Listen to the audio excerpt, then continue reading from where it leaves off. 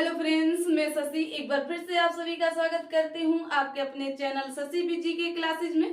कैसे हैं सभी लोग? उम्मीद करती हूँ आप सभी लोग बहुत अच्छे होंगे और अपनी तैयारी को भी अच्छा और मस्त एवं बेस्ट कर रहे होंगे। ठीक है, तो देखिए हम लोग बात कर रहे थे, पिछली क्लास में हम लोगों ने पढ़ा था सौरमंडल।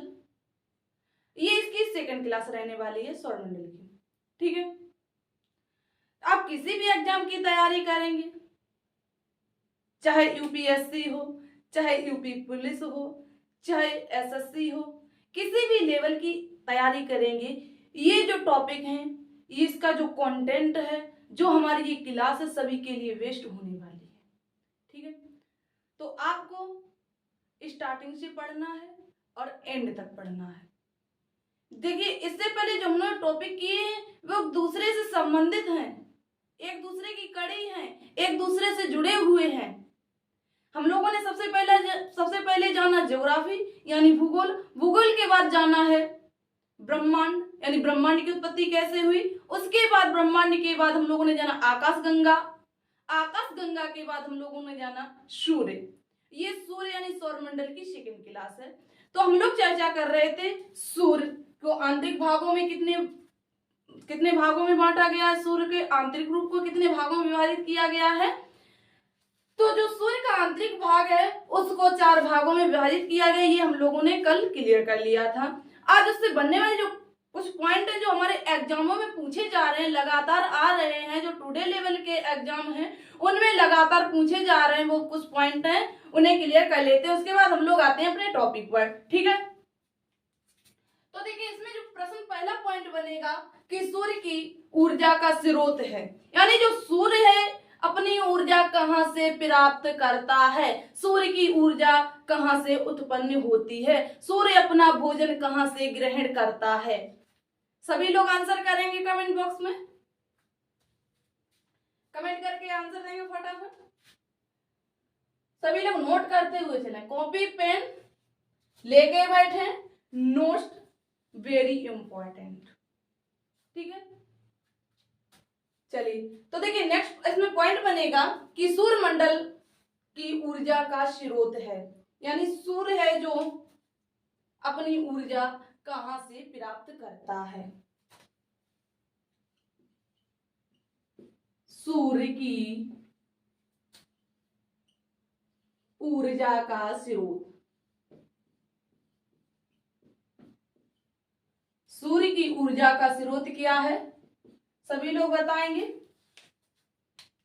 तो सभी को ध्यान देना है, जो सूर्य की ऊर्जा का स्रोत है नाभिकीय संलयन। क्या? जो नाभिकीय संलयन प्रक्रिया होती है, सूर्य अपना जो भोजन है, जो ऊर्जा है, जो एनर्जी है, कहां से प्राप्त करता है? नाभिकीय संलयन से प्राप्त करता है। नाभिकीय संलयन क्लियर हुआ। एक पॉइंट यहीं पर और बनता है कि ब्रह्मांड में कितने प्रकार की ऊर्जा प्राप्त होती है। जो हमारा ब्रह्मांड है इतने कितने प्रकार से ऊर्जा प्राप्त होती है। तो नेक्स्ट पॉइंट बनाओ, ब्रह्मांड में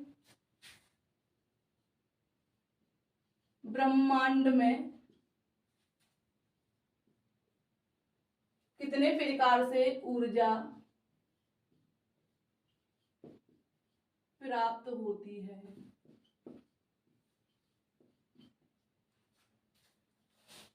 तो जो ब्रह्मांड है इसमें 2 प्रकार से ऊर्जा प्राप्त होती है। कितने प्रकार से होती है?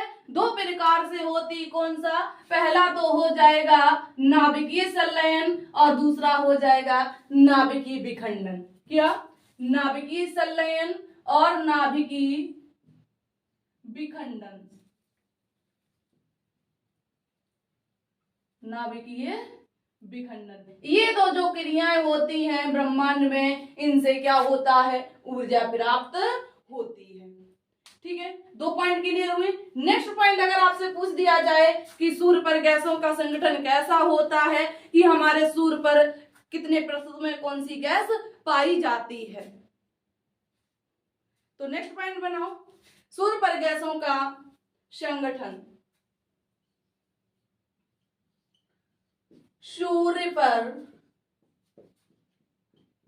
गैसों का संगठन। तो सभी को ध्यान देना, अगर आपसे पूछा जाए कि सूर्य पर सबसे अधिक मात्रा में कौन सी गैस पाई जाती है, तो सूर्य पर सबसे अधिक मात्रा में हाइड्रोजन पाई जाती है। क्या पाई जाती है?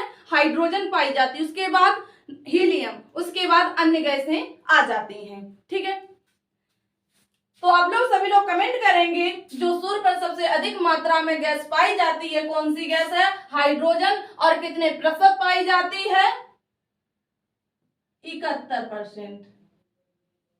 71% हाइड्रोजन। इसके बाद दूसरी है हीलियम। हीलियम कितनी पाई जाती है? तो हीलियम पाई जाती है 26.5%। 26.5% क्या पाई जाती है? हीलियम पाई जाती है। क्या पाई जाती है? हीलियम पाई जाती है। कितनी? 26.5%, यानी 26.5% हीलियम पाई जाती है। क्लियर है? और जो अन्य गैसें आ जाती हैं वो आती हैं 2.5% के अंतर्गत। अन्य गैसें आ जाती हैं। अन्य गैसें आ जाती हैं। ठीक है, कितने प्रतिशत के अंतर्गत आ जाती हैं ये इतनी गैसें? ये 2.5% के अंतर्गत अन्य गैसें आ जाती हैं। ठीक है, इतना क्लियर हुआ?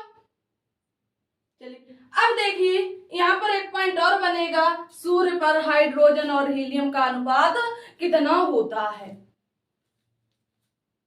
सभी लोग आंसर करेंगे। क्या सूर्य पर हाइड्रोजन और हीलियम का अनुपात कितना होता है? तो नेक्स्ट पॉइंट बनाइएगा सभी लोग। सूर्य पर हाइड्रोजन और हीलियम का अनुपात, ये पूछा जाता सीधे सीधे एग्जाम में पूछ लिया जाता है कि निम्न में से हाइड्रोजन और हीलियम का अनुपात कितना होता है, और ऑप्शन दे दिए जाते हैं। तो ध्यान देना है, क्या हाइड्रोजन और हीलियम का अनुपात कितना होता है? 3:1 होता है। क्या 3:1 होता है? 3 होती है हाइड्रोजन, ठीक है, और जो 1 होता है हीलियम। 3:1 हाइड्रोजन और हीलियम का अनुपात पाया जाता है।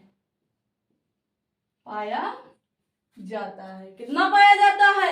3:1 हाइड्रोजन और हीलियम का अनुपात पाया जाता है। क्लियर हुआ इतने पॉइंट? इसमें एक और पॉइंट बनेगा कि सूर्य की कुल आयु कितनी है। टोटल आयु की बात हो रही है, यहाँ पर कंफ्यूज करने वाले प्रश्न बनते हैं। एक पूछा जाता है कि सूर्य की कुल आयु कितनी है और सूर्य की वर्तमान आयु कितनी है। तो सभी को ध्यान देना है और याद करते हुए चलना है। ठीक है, नेक्स्ट पॉइंट बनाओ। सूर्य की कुल आयु, सूर्य की कुल आयु कितनी है? तो अगर सूर्य की कुल आयु की बात की जाए तो ये है 10 अरब वर्ष। कितनी है? 10 अरब वर्ष सूर्य की कुल आयु है। अब इसके वर्तमान आयु की बात की जाए, सूर्य के वर्तमान आयु की, तो सूर्य की वर्तमान आयु हो जाएगी 5 अरब वर्ष। सूर्य की वर्तमान आयु कितनी हो जाएगी? सूर्य की वर्तमान आयु हो जाएगी 5 अरब वर्ष। कितनी होगी? 5 अरब वर्ष ये सूर्य की आयु हो जाएगी। तो ये थे सूर्य से संबंधित पॉइंट जो हमारे एग्जाम में लगातार पूछे जा रहे हैं। क्लियर हो गए सभी को? एक बार सभी लोग इसकी स्क्रीनशॉट ले लीजिएगा। जिसने नोट नहीं किया है, पहली बात तो आप लोग कॉपी पेन लेके बैठने, नोट तैयार करते हुए चले। साथ साथ तैयार करने में आपका माइंड की कॉपी और पेन में यानी बोर्ड पर और कॉपी पर रहता है, तो इससे क्या होता है, याद जल्दी होता है। ठीक है, लर्निंग बेस बढ़ता है क्योंकि हमारा फोकस सिर्फ पढ़ाई पर रहता है, इसलिए। ठीक है, चलिए इसके बाद हम लोग बात करेंगे सूर्य से निकलने वाली ऊर्जा। यहाँ पर एक पॉइंट और बनता है कि सूर्य से निकलने वाली ऊर्जा को क्या कहा जाता है। सभी लोग बताएंगे सूर्य से निकलने वाली ऊर्जा को क्या कहते हैं। सॉरी, एक पॉइंट और बना लीजिएगा। सूर्य से निकलने वाली ऊर्जा को क्या कहते हैं, क्या कहते हैं। तो जो सूर्य से उत्पन्न ऊर्जा है उसको क्या कहते हैं, उसको सौर विकिरण कहते हैं। क्या कहते हैं, सौर विकिरण कहते हैं।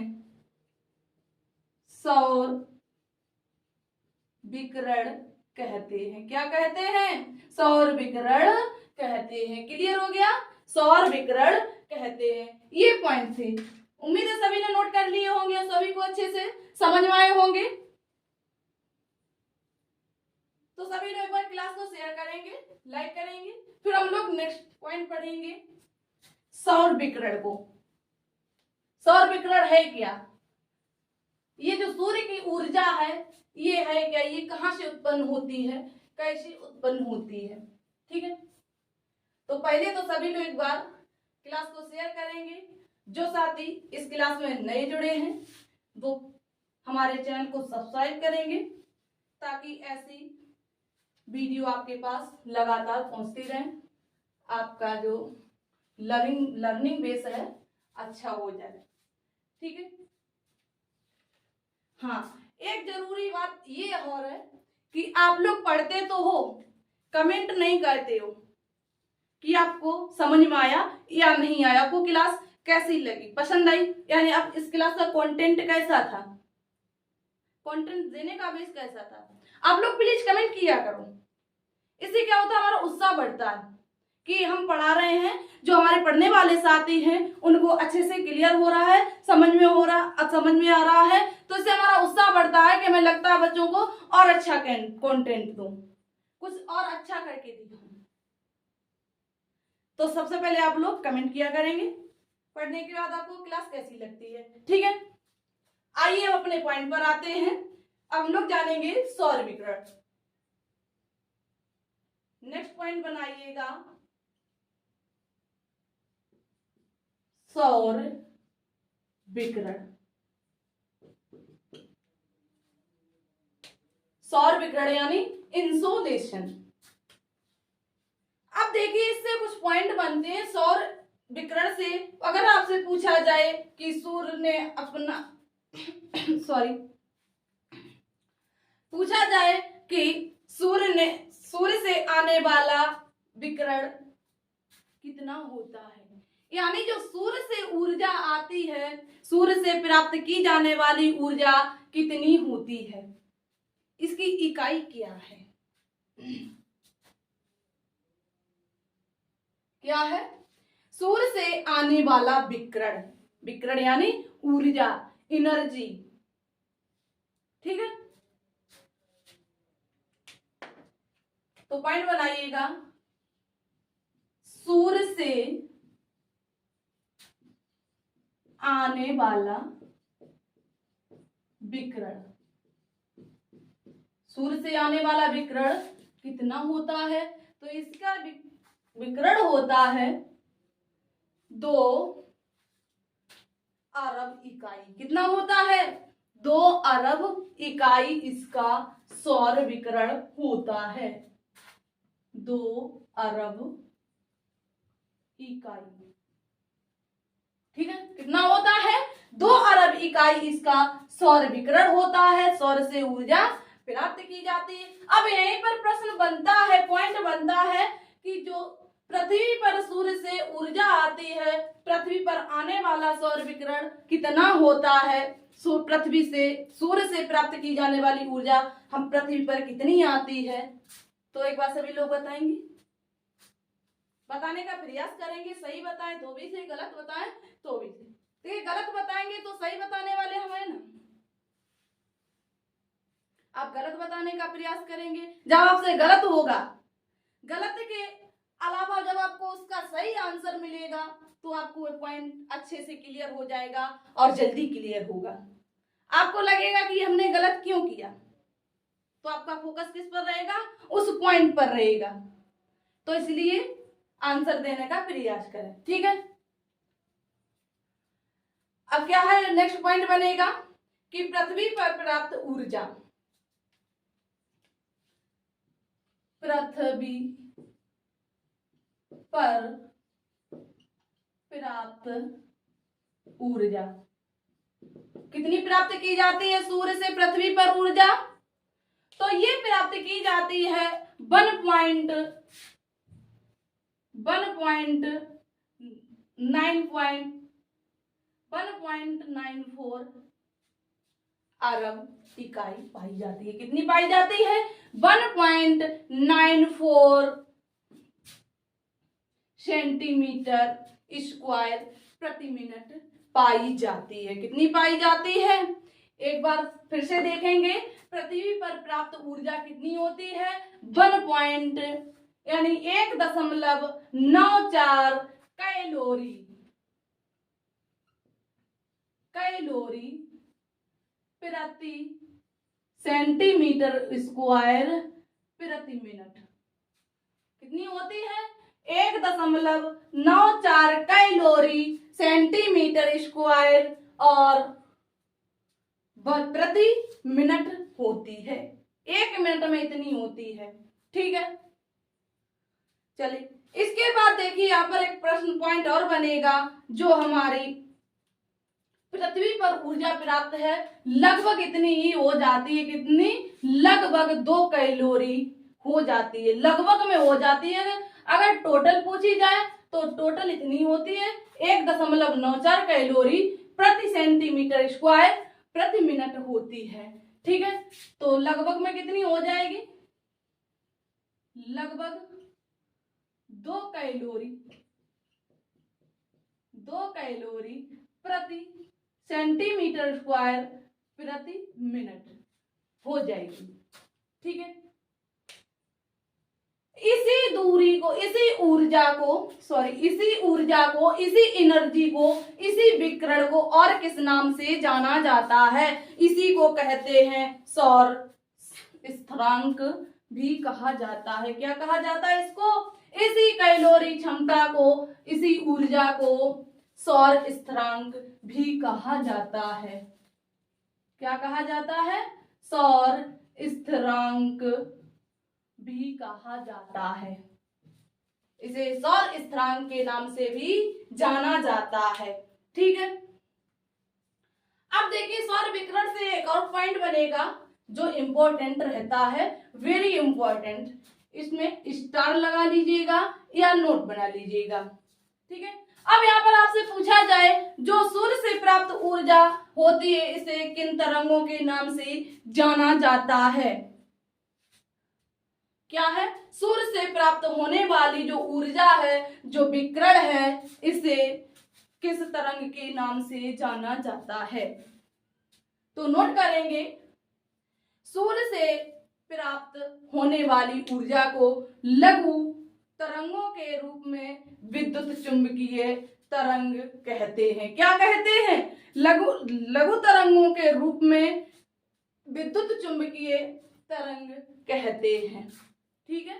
क्लियर हुआ, तो नोट कीजिएगा, क्या है, सूर्य से प्राप्त होने वाली ऊर्जा, सूर्य से प्राप्त होने वाली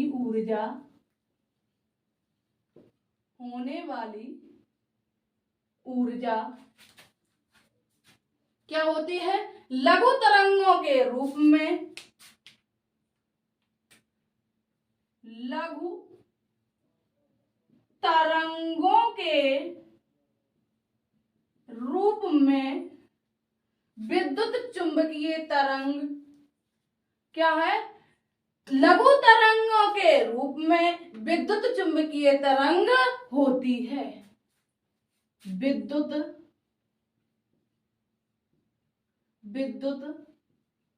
चुंबकीय तरंग होती है। क्लियर हो गया? सूर्य से प्राप्त होने वाली ऊर्जा लघु तरंगों के रूप में विद्युत चुंबकीय तरंग होती है। कौन सी तरंगें होती हैं? विद्युत चुंबकीय तरंगें होती हैं। क्लियर हुआ? चलिए इसके बाद देखिए, जो हमारी विद्युत चुंबकीय तरंगें हैं इसको 4 ऊर्जा बैंडों में विभाजित किया गया है।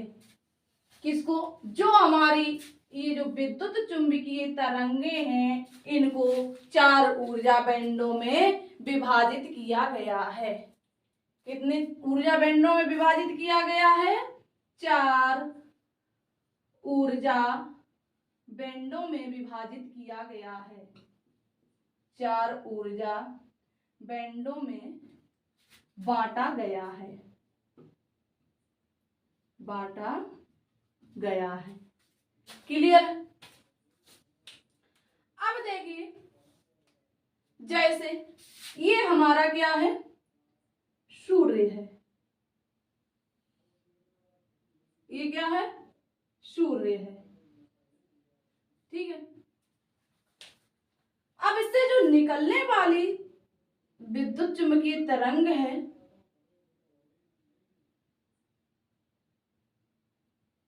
क्या है? ये जो निकलने वाली विद्युत चुंबकीय तरंग है ये कितने रंगों को दिखाती है या प्रदर्शित करती है? तो ध्यान देना है सभी को। पॉइंट था हमारा, जो विद्युत चुंबकीय तरंग है इसको कितने भागों में विभाजित किया गया है? 4 भागों में विभाजित किया गया है। ठीक है।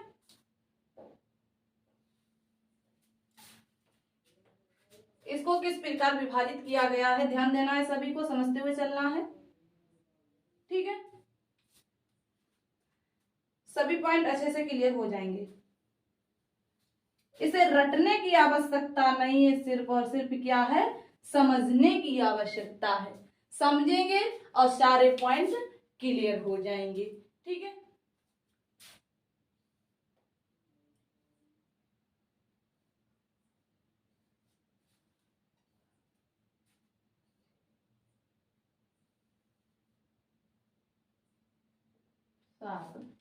क्या है? 1 2 3 4 5 6 7। अब देखिए इनको 4 बैंडों में किस प्रकार विभाजित किया गया है।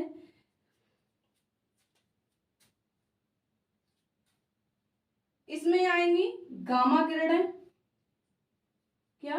गामा किरणें। इसमें है एक्स किरणें। इसमें है पराबैंगनी किरणें। कौन सी? पराबैंगनी किरणें। पराबैंगनी किरणें। इसको 3 भागों में बांटा गया है। जो पराबैंगनी किरणें हैं इनको 3 भागों में विभाजित किया गया है। कितने भागों में विभाजित किया गया है? 3 भागों में विभाजित किया गया है। भाग ए, भाग बी, भाग सी। ठीक है। इसके बाद आती हैं इसमें पराबैंगनी किरणों के बाद आती हैं दृश्य किरणें। कौन सी आती हैं? दृश्य किरणें।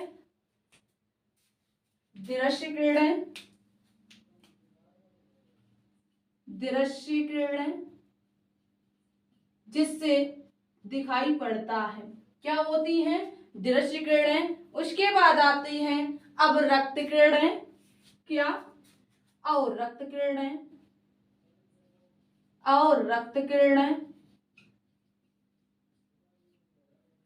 किरणें। इसके बाद इसमें आती हैं माइक्रोवेव्स। क्या? माइक्रोवेव्स। इसके इसमें आती हैं रेडियो तरंगें। क्या? रेडियो किरणें या रेडियो तरंगें। क्लियर हुआ? अब देखिए इसमें जो दृश्य किरणें हैं इनसे ही जो प्रकाश में कलर दिखाई पड़ते हैं वो कलर किस प्रकार के होते हैं और उनका क्रम क्या होता है उनको पहले समझते हैं। इसके बाद हम इनको बैंडों को क्लियर करेंगे। ठीक है,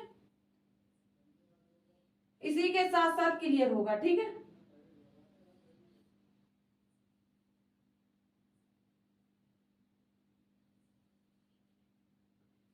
ये जो कलर हैं इनका क्रम क्या रहेगा इनको क्लियर करेंगे। ठीक,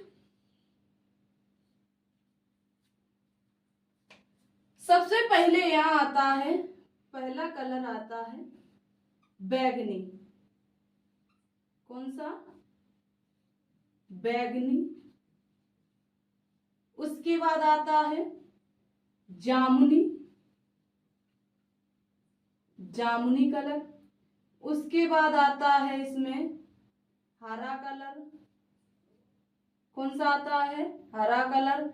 इसके बाद इसमें आता है पीला कलर, पीला कलर। इसके बाद इसमें आता है नीला कलर यानी ब्लू। इसके बाद इसमें आता है नारंगी ऑरेंज कलर। कौन सा आता है? ऑरेंज कलर यानी नारंगी कलर। इसके बाद इसमें आता है लाल कलर यानी रेड कलर, लाल रंग। हो गए। हमको प्रकाश मंडल में 7 ही कलर दिखाई पड़ते हैं, 7 रंग ही दिखाई पड़ते हैं। ठीक है, जो इंद्रधनुष में रंग होते हैं वो कौन से होते हैं? यही रंग होते हैं जो हमारे इंद्रधनुष में दिखाई पड़ते हैं। कौन कौन से होते हैं? बैगनी, जामुनी, हरा, पीला, नीला, नारंगी, लाल। ठीक है, क्लियर हो गया?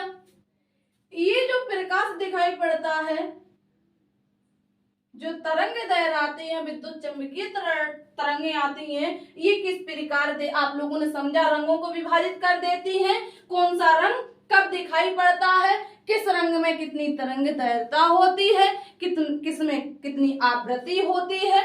ठीक है, क्लियर हुआ? अब बात करेंगे हम लोग इसमें 4 ऊर्जा बैंडों को किस प्रकार विभाजित किया गया। ठीक है, इसमें जो देखिए पहला है, पहला बैंड बनेगा यानी फर्स्ट ऊर्जा बैंड। पहला ऊर्जा बैंड, पहले ऊर्जा बैंड के अंतर्गत गामा किरणें, एक्स किरणें और पराबैंगनी किरणें आ जाती हैं। किसके अंतर्गत? पहला फर्स्ट ऊर्जा बैंड के अंतर्गत गामा किरणें, एक्स किरणें, पराबैंगनी किरणें आती हैं। ठीक है, इसके बाद इसमें आती है दूसरे बैंड में आ जाती है दृश्य किरणें। दूसरे बैंड में आती हैं, दूसरे ऊर्जा बैंड में आती हैं दृश्य किरणें। और तीसरे में आती हैं अवरक्त किरणें। तीसरे बैंड में कौन सी आती हैं? तीसरे ऊर्जा बैंड में आ जाती हैं अवरक्त किरणें, अवरक्त किरणें। और चौथे ऊर्जा बैंड में आती हैं माइक्रोवेव्स और रेडियो तरंगे आ जाती हैं। किसके अंतर्गत? चौथे ऊर्जा बैंड के अंतर्गत माइक्रोवेव्स और रेडियो तरंगे आ जाती हैं। ठीक है, अब देखिए इसमें जो तरंग दैर्घ्य होता है, इनकी ऊर्जा का जो वितरण होता है किस प्रकार होता है। अब देखिए इसमें एक होता है तरंग दैर्घ्य। क्या होता है? पूछा जाता है कि निम्न में से किस रंग में सबसे अधिक तरंग दैर्घ्य है और किस में सबसे कम तरंग दैर्घ्य होता है। तो देखिए जो तरंग दैर्घ्य की आवृत्ति होती है, चलने का क्रम होता है, वो क्या होता है? किस दिशा पर चलता है, किस डायरेक्शन पर चलता है। तो इसका जो चलने का क्रम है ये पूर्व से पश्चिम की ओर चलता है। किस ओर चलता है?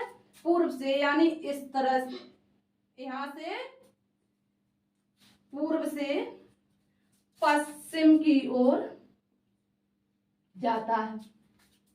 तो पूर्व से पश्चिम की ओर जाने पर क्या है, पूर्व से पश्चिम की ओर जाने पर ऊर्जा में कमी आ जाती है। किसमें? ऊर्जा में कमी आ जाती है जब ये किसमें जाता है, पूर्व से पश्चिम की ओर, इधर से पूर्व से पश्चिम की ओर जाता है तो इसमें ऊर्जा में कमी आ जाती है। किसमें कमी आती है? ऊर्जा में कमी आ जाती है। ऊर्जा में कमी आ जाती है। ठीक है। अब देखिए एक पॉइंट यहां पर बनता है, जो हमारा तरंग दैर्घ्य है, जब ये पूर्व से पश्चिम की ओर जाएगा तो तरंग दैर्घ्य में क्या होती है, वृद्धि हो जाती है। तरंग दैर्घ्य में क्या होती है, वृद्धि हो जाती है। कब होती है? जब ये पूर्व से पश्चिम की ओर जाता है। तरंग दैर्घ्य में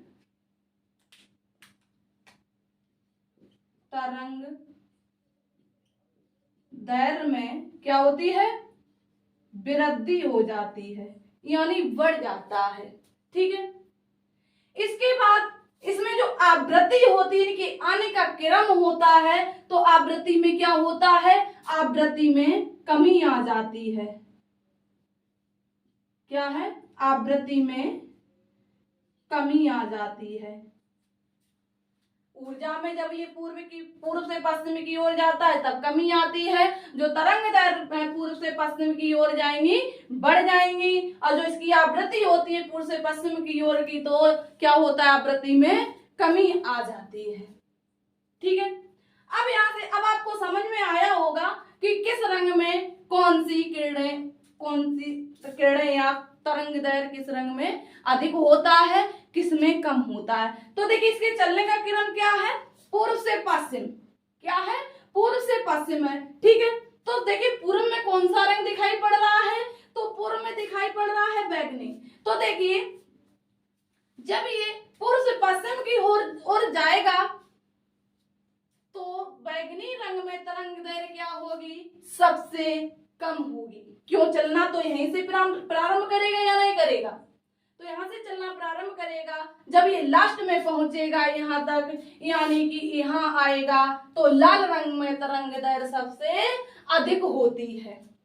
किस रंग में सबसे अधिक तरंग दैर्घ्य होती है, तो लाल रंग में सबसे अधिक तरंग दैर्घ्य होती है। और सबसे कम किस में होती है, तो सबसे कम बैगनी रंग में होती। ये प्रश्न यहाँ बनता है, पूछा जाता है, लगातार पूछा भी जा रहा है कि निम्न में से किस रंग में तरंग दैर्घ्य सबसे अधिक है, तो किसमें हो जाएगी, लाल रंग में। और सबसे कम की बात की जाए तो सबसे कम हो जाती है बैगनी रंग में।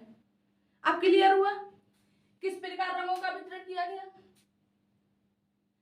हमारे आकाश में किस प्रकार के रंग दिखाई देते हैं, इंद्रधनुष में किस क्रम से रंग दिखाई देते हैं, किस कार्ड दिखाई पड़ते हैं, आप लोगों ने जान लिया।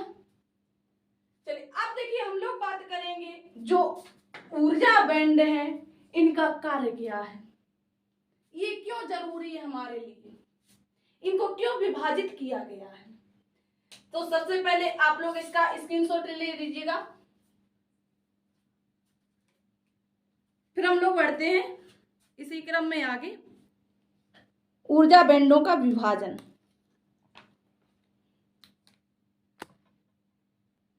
ले ली सभी ने स्क्रीनशॉट। चलिए अब आप लोग पॉइंट बनाएंगे। फर्स्ट ऊर्जा बैंड यानी प्रथम ऊर्जा बैंड, पॉइंट बनाइएगा आप लोग। फर्स्ट ऊर्जा बैंड, इसको भी हम लोग जानेंगे ये क्या है, इसके अंतर्गत क्या होता है, क्या नहीं होता है, इससे किस प्रकार के प्रश्न बनते हैं, कौन कौन से इसमें पॉइंट आते हैं, सभी को क्लियर करेंगे। ठीक है। हमने कहा था आप बने रहिएगा हमारे साथ, आपको एक एक चीज क्लियर होगी, एक एक पॉइंट क्लियर हो जाएगा। कोई भी चीज आपको रटने की आवश्यकता नहीं होगी, सिर्फ समझना है और नोट करना है। ठीक है। चलिए तो सभी ने बनाया पॉइंट। फर्स्ट ऊर्जा बैंड। फर्स्ट ऊर्जा बैंड। अब आप लोग बताएंगे जो फर्स्ट ऊर्जा बैंड है इसके अंतर्गत कौन कौन सी किरणें आ जाती हैं। तो फर्स्ट ऊर्जा बैंड के अंतर्गत 3 किरणें आती हैं। कौन कौन सी आती हैं? फर्स्ट ऊर्जा बैंड के अंतर्गत 3 किरणें आती हैं। आपको पता है, हम लोग क्लियर कर चुके हैं डायग्राम के माध्यम से। तो इसके अंतर्गत आती हैं गामा किरणें, एक्स किरणें और परावैंगनी किरणें और परावैंगनी किरणें। गामा किरणें, दूसरी एक्स किरणें, तीसरी परावैंगनी किरणें। ये किसके अंतर्गत आती हैं? ये फर्स्ट बैंड के अंतर्गत आती हैं। फर्स्ट ऊर्जा बैंड के अंतर्गत आती हैं। कौन कौन सी? गामा किरणें और एक्स किरणें और परावैंगनी किरणें। ये 3 किरणें आती हैं फर्स्ट ऊर्जा बैंड के अंतर्गत। देखिए ये इसमें जो ये 2 किरणें हैं, गामा किरणें और ये एक्स किरणें, कौन सी? गामा किरणें और एक्स किरणें, ये वायुमंडल के ऊपरी भाग में ही अवशोषित कर ली जाती हैं, क्योंकि ये जैव मंडल के लिए हानिकारक किरणें होती हैं। ठीक है, इसलिए ये कहाँ अवशोषित कर ली जाती हैं? ये दोनों वायुमंडल में ही अवशोषित कर ली जाती हैं। ठीक है, नोट करिएगा। गामा किरणें एवं एक्स किरणें वायुमंडल के ऊपरी भाग में, किसमें? वायुमंडल के ऊपरी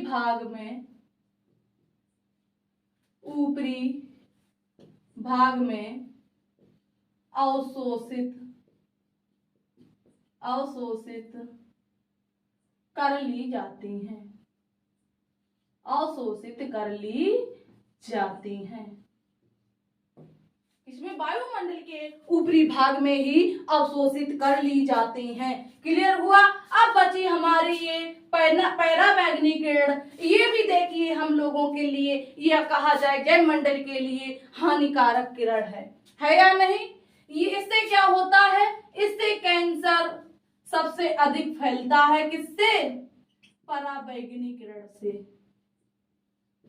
कौन सी बीमारी सबसे अधिक फैलती है? कैंसर संबंधी जो बीमारी होती है ये परावैंगनी किरण से सबसे अधिक फैलती है। ठीक है, अब देखिए इससे सुरक्षा हम लोग किस प्रकार करते हैं। तो इसमें अगर पूछा जाए कि जो ओजोन गैस है किस मंडल में पाई जाती है, सभी लोग आंसर करेंगे। प्रश्न है हमारा कि जो ओजोन गैस है ये किस मंडल में पाई जाती है। तो ध्यान देना है सभी को। समताप मंडल में। किसमें पाई जाती है ओजोन गैस? ओजोन गैस समताप मंडल में पाई जाती है। किसमें पाई जाती है? समताप मंडल में ओजोन गैस पाई जाती है। क्लियर हुआ? किसमें पाई जाती है? समताप मंडल में ओजोन गैस पाई जाती है। समताप मंडल में ओजोन गैस के द्वारा। इससे हम लोग किस प्रकार सुरक्षा करते हैं, पॉइंट यहां पर है। ठीक है, ये आप लोगों ने क्लियर कर लिया ये पाई कहां जाती है। ठीक है, क्या समताप मंडल में ओजोन गैस के द्वारा अवशोषित कर ली जाती है।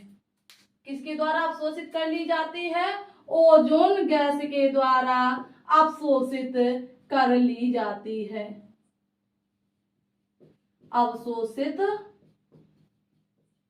कर ली जाती है। क्लियर हो गए? किस गैस के अंतर्गत अवशोषित कर ली जाती हैं? ओजोन गैस के अंतर्गत समता मंडल में ही जो पराबैंगनी किरणें हैं इनको समाप्त कर दिया जाता है। इनको जैव मंडल में नहीं आने दिया जाता है। इसीलिए इस ओजोन गैस को जैव मंडल की क्या कहते हैं? जैव मंडल की ऊर्जा कहते हैं। किसको कहते हैं? पराबैंगनी किरणों को जैव मंडल की ऊर्जा भी कहते हैं। सॉरी, पराबैंगनी किरणों को नहीं है, ओजोन गैस को। सॉरी, ओजोन गैस को क्या कहते हैं? जैव मंडल की ऊर्जा कहते हैं। जैव मंडल की ऊर्जा कहते हैं। किसको कहते हैं? ओजोन गैस को जैव मंडल की ऊर्जा कहते हैं। क्लियर हुआ? अब नेक्स्ट पॉइंट बनाइएगा, सेकेंड ऊर्जा बैंड यानी दूसरा ऊर्जा बैंड। दूसरे ऊर्जा बैंड के अंतर्गत क्या क्या आता है? ऊर्जा बैंड,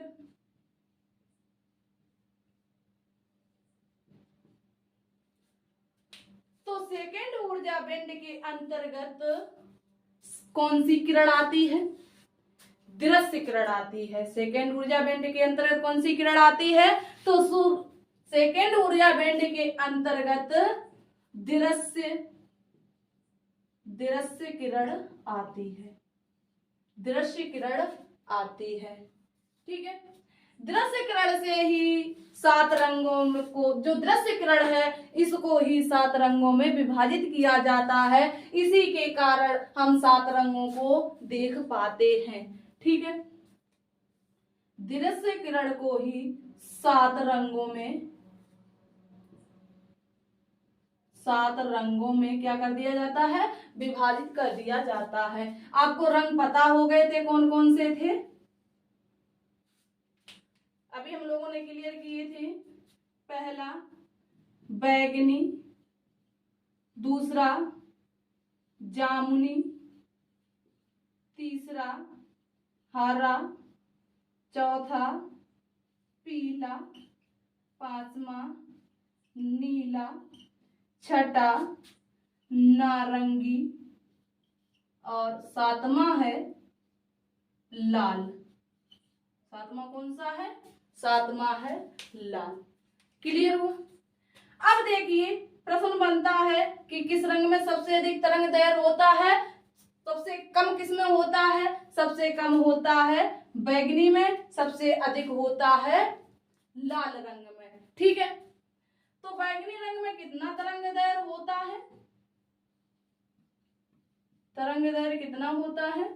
तो इसमें होता है तरंग दैर्घ्य लगभग में 0.4 माइक्रोमीटर। कितना होता है? 0.4 मिनिमम।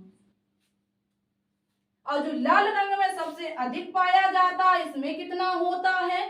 तो इसमें होता है 0.7 माइक्रोमैक्स यानी मिनिमम, 0.7 मिनिमम। क्लियर हो गया? तो एक बार इसकी स्क्रीनशॉट ले लीजिएगा, फिर हम नेक्स्ट आगे बढ़ते हैं इसी क्रम में। ले ली सभी ने? चलिए अब नेक्स्ट पॉइंट बनाइएगा, थर्ड ऊर्जा बैंड। क्या? थर्ड ऊर्जा बैंड।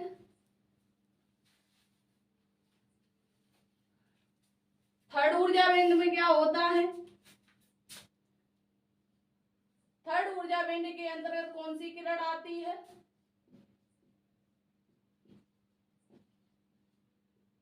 थर्ड ऊर्जा बैंड, इसके अंतर्गत कौन सी तरंग आती है, कौन सी किरण आती है? तो इसके अंतर्गत आती है, एक बार सभी लोग कमेंट करेंगे, अवरक्त किरण। कौन सी आती है? अवरक्त किरण आती है। किसके अंतर्गत? थर्ड ऊर्जा बैंड के अंतर्गत अवरक्त किरण। हम लोगों ने इनको डायग्राम से पहले ही क्लियर कर लिया। अब इनके ये हम लोग जानेंगे किससे संबंधित है, इसलिए हम लोग इनको पढ़ रहे हैं। ठीक है, इनके कार्य जानेंगे जहां से पॉइंट लिए जाते हैं, प्रश्न उठाए जाते हैं। ठीक है, चलिए तो देखिए इसमें कौन सी किरण आती है, तीसरे ऊर्जा पिंड के अंतर्गत आती है अवरक्त किरण। इसका कार्य क्या होता है, अवरक्त किरणों से पृथ्वी के तापमान में वृद्धि होती है। किन किरणों से होती है, अवरक्त किरणों से ही पृथ्वी के तापमान में वृद्धि होती है। पृथ्वी के तापमान में वृद्धि होती है, वृद्धि होती है किसके कारण, अवरक्त किरण के कारण पृथ्वी के तापमान में वृद्धि होती है। एक पॉइंट यहां से क्लियर हो गया। चलिए इसके बाद हम लोग पढ़ेंगे फोर्थ ऊर्जा पिंड। फोर्थ ऊर्जा पिंड,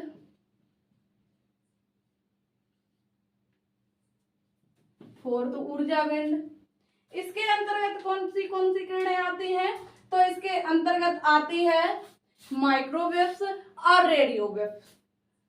कौन सी, माइक्रोवेव्स और रेडियोवेव्स, रेडियोवेव्स। ठीक है, अब देखिए जो माइक्रोवेव्स है इसका प्रयोग कहाँ किया जाता है, तो माइक्रोवेव्स का प्रयोग किया जाता है जो इलेक्ट्रॉनिक उपकरण तैयार किए जाते हैं उसमें। किसमें, इलेक्ट्रॉनिक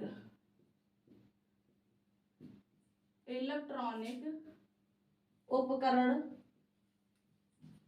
में इसका प्रयोग किया जाता है माइक्रोवेव्स का।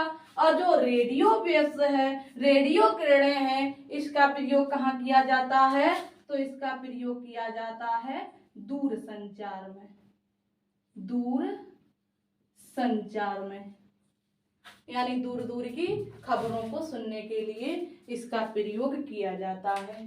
तो इस प्रकार के थे ये सूर्य ऊर्जा के पिंड। क्लियर हो गए चारों। उम्मीद करती हूँ आपको ये क्लास अच्छे से समझ में आई होगी। अगर हाँ तो सभी लोग कमेंट करेंगे कि आपको ये क्लास कैसी लगी, समझ में आई या नहीं। अगर फिर भी आपको कोई पॉइंट क्लियर नहीं होता है तो एक बार कमेंट बॉक्स में कमेंट कीजिएगा, उसका आपको सॉल्यूशन जरूर दिया जाएगा। ठीक है, तो एक बार सभी लोग क्लास को शेयर करेंगे, लाइक करेंगे। जो साथी इस क्लास में नए जुड़े हैं, हमारे चैनल पर पहली बार आए हैं, तो चैनल को सब्सक्राइब करेंगे। फिर मिलेंगे हम लोग नेक्स्ट क्लास में इसी टॉपिक के साथ। धन्यवाद।